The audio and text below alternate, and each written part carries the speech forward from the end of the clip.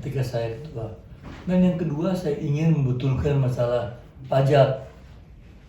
Masalah pajak adalah ketika itu saya sudah ungkapkan, sudah bicarakan. Ketika itu Menteri Keuangannya Saudara Bambang Brojo. Beliau sudah memahami, menyetujui, mengerti. Saya waktu jadi gubernur, latar belakangnya di Gorontalo, itu kan setiap pemerintah daerah ini ada biro keuangan. Biro keuangan itu di bawah Sekda. Jadi saya berpendapat di Gorontalo ini nggak benar, saya bilang, biro keuangan. Padahal kan ada uang kita, uang pendapatan PAD, uang APBN, uang bantuan dari pusat. Maka saya kemudian membuat namanya Badan Pendapatan Daerah. Badan Pendapatan Daerah ini saya minta orang dari Jakarta menjadi ketuanya, saudara Anda, yang saya ambil dari BPKP. Orang BPKP 5 orang, saya bawa ke Gorontalo, kita membuat format ini. Akhirnya ketika itu menjadi percontohan nasional untuk keuangan daerah. Kemudian lahirlah Undang-Undang Nomor 17, kemudian Undang PP dan sebagainya mengenai keuangan daerah. Yang saya ingin katakan adalah ketika itu saya merubah menjadi Badan Pendapatan Daerah. Nah, saya berpikir secara nasional kita punya Dirjen Pajak, ada juga pendapatan lain-lain, PNBP. Kalau bisa ini menjadi Badan Pendapatan Nasional atau Badan Pendapatan Negara. Nah, sehingga ini langsung di bawah Presiden, tidak di bawah Menteri Keuangan. Beda, kalau di bawah Menteri Keuangan maka dia prosedurnya, statusnya dan sebagainya itu berbeda.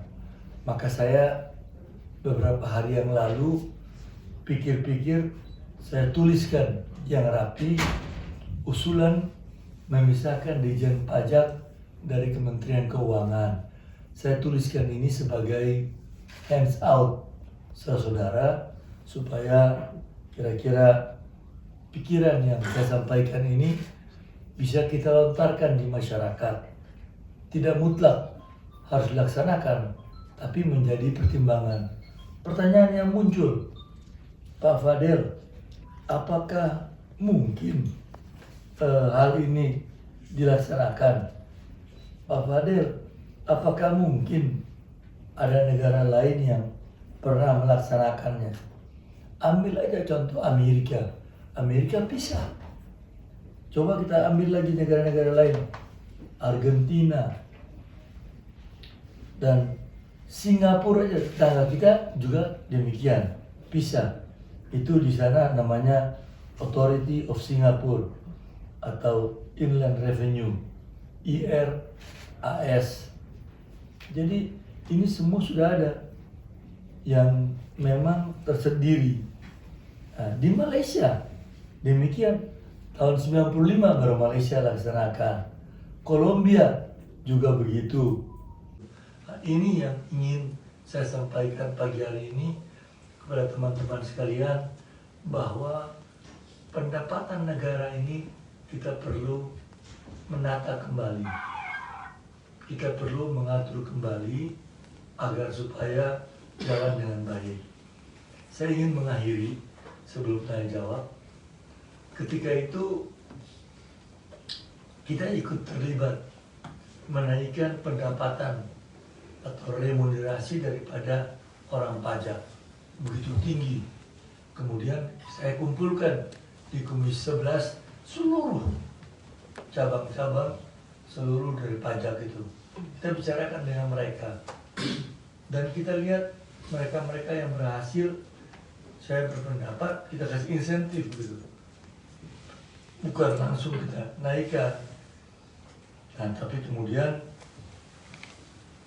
ya Menteri Keuangan berpendapat lain, mereka mau sendiri pakai birokrasi yang biasa. Nah, saya ingin menyampaikan hal ini karena saya concern sama pembangunan kita. Saya concern sama pendapatan negara yang menurut saya banyak yang bisa kita peroleh.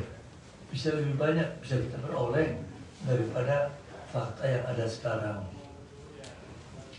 Nah, saya nggak perlu lagi mengatakan, ada di media saya baca orang-orang aktivis mengatakan, ayo, saya juga diskusi, ayo kita lihat siapa-siapa mereka-mereka yang nakal-nakal. Kalau kita lihat orang-orang yang nakal-nakal itu, nakal dalam arti bahwa yang dia mesti bayar pajak Rp6, dia tawar tinggal Rp2, tinggal Rp3, tinggal Rp1,5. Kita perhatikan orang-orang ini, itu saja orang-orangnya, itu saja pengusaha-pengusahanya. Nah, ini pun perlu mendapatkan perhatian khusus dari pihak kepolisian, bukan cuma KPK, pihak kepolisian untuk lihat siapa-siapa yang nanti KPK dan PPATK ikut melihat ini. Nah, kalau ini ada, baru kita ini, saya aturkan terima kasih, dan saya bersedia kalau ada yang bertanya, diskusi, saya terbuka untuk hal itu. Terima kasih. Assalamualaikum. Silakan, Mbak. Boleh. Ada yang sampaikan, silakan. Ya, saya kira dari TV One, Pak. Mau tanya, untuk pembahasan mengenai perpindahan Dirjen Pajak dari Kementerian Keuangan ini sejauh ini tahapannya sudah sampai mana? Apakah sudah baru usulan dari Bapak, atau karena di tahun 2019 kan pernah ada usulan itu dan Menteri juga mengkonfirmasi saat ini masih di bawah Kemenkyu, dan saat ini seperti apa? Tidak jalan, jadi dulu ramai dibicarakan, tapi kemudian Kementerian Keuangan tidak setuju, tetap masih di bawah satu kementerian gitu. Jadi belum ada sama sekali. Studi-studi itu banyak, bisa dilihat. Ada konsultan yang pernah bikin studi itu, malah konsultan Bank Dunia juga pernah bikin itu. Saya pernah lihat itu yang dibuat di Dirjen Pajak. Cuma ya setelah itu ya semua orang sibuk, saya juga sibuk, yang lain tidak memberikan perhatian. Tapi ketika saat ini muncul, saya terpikir, saya tulis yang rapi untuk saudara menjadi hands out supaya melihat. Dan ini kalau saya bicara ini pasti akan ramai, muncul lagi tokoh-tokoh baru, dan nanti kita bicarakan secara terbuka. Di Bank Dunia pernah bikin studi itu, malah pengaturan sampai ke pendapatan itu dikasih ke swasta yang menanganinya. Di bawah ini lepas ada satu kelompok swasta yang menanganinya. Ada studi-studinya. Cuma saya udah tidak sempat untuk bongkar lagi kejahatan-kejahatan itu. Tapi concern untuk hal ini. Jawabannya belum jalan sampai hari ini. Itu usulannya, Pak, ya? Ini baru pikiran lama yang kita munculkan lagi. Terima kasih, Pak. Silakan, Mbak. Pak, berarti setelah ini untuk biar usulannya juga bisa direalisasikan, langkah apa lagi Pak yang akan dilakukan? Ya tentunya kan perlu bikin studi yang lebih mendalam. Kemudian pandangan dari pakar-pakar yang lain, baru kemudian dibawa ke Presiden. Pada akhirnya kan Presiden yang memutuskan. Jadi nanti lembaga baru ini, Badan Keuangan Negara ini dibawa Presiden. Sehingga Presiden akan mendapatkan orang dari mana yang bagus. Banyak orang-orang yang bisa mengelola dengan baik. Tapi kalau sejauh ini sama Kemenkyu gimana Pak? Sama Bu Ani yang menteri yang sekarang? Belum ada. Ibu Ani kan termasuk orang yang berpendapat harus satu kantong, satu ini kiri kantong kanan gitu. Nah kalau yang pakar-pakar lain di UI juga banyak, di Gajah Mada pernah dibahas ini. Nah, saya tadinya merencanakan untuk membuat seminar atau workshop mengenai ini, cuman karena waktu teman-teman saya bilang, udah Pak Fadil sampaikan dulu, kita sekarang kan timingnya tiap hari di media bicara mengenai ini, nanti kita lihat, nanti mungkin bulan depan kita akan bikin workshop di MPR atau seminar di MPR mengenai hal ini. Kita lihat siapa-siapa ya bisa bicara. Tapi Silakan tadi Mbak. oh enggak, udah tadi. Udah. Pak Fadil, Silakan deh. Erik minta sambung Pak. Iya. Terkait dengan pemisahan Ditjen Pajak dari Kemenku ini, apakah akan membuat solusi dari permasalahan yang ada atau menambah permasalahan nantinya ke depannya, Pak? Iya, kalau saya mengatakan dari pengalaman saya itu ini suatu solusi yang baik, karena kalau dia ditangani oleh seorang menteri kan sibuk, dia ngurus ekonomi makro, ngurus ini, ngurus itu, ngurus ini. Nah, tapi kalau ini hanya khusus pendapatan negara, mungkin bisa fokus sehingga pendapatan negara ini bisa besar. Saya punya pengalaman pada waktu saya jadi gubernur di Gorontalo, itu biro keuangan itu tertentu, tapi ketika saya robah menjadi badan keuangan daerah, jadi akhirnya kita bikin badan keuangan daerah di seluruh Indonesia. Nah, tapi nasional belum ada.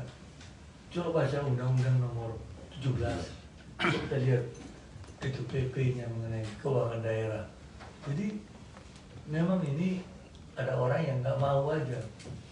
Kalau dari Pak Fadil menanggapinya gimana? Apa? Presiden minta apa? Yang soal agar pejabat termasuk juga ASN tidak bergaya hedon, Pak. Tidak Ih, bergaya jangan. hedon dan tidak memamerkan kekayaannya Iya. di media sosial. Nggak pantas itu. Boleh pakai Ya memang itu nggak pantas, itu nggak benar. Itu kan namanya ria, sombong itu. Itu memang udah nggak benar lah. Masa begitu? Kalau punya ya gunakan yang baik, yang wajar. Kasih orang-orang miskin yang butuh, kasih pesantren. Terus nggak bagus, berlebihan. Quran Tuhan paling marah yang begitu.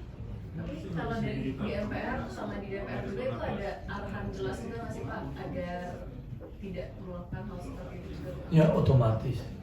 Ya, Pak negara bilang ya kita otomatis mengikuti, tidak berlebihan. Ini kalau dari kode etik sendiri Pak, menurut Bapak menanggapi hal tersebut itu secara etika gimana Pak? Secara etika tidak bagus, tidak bagus.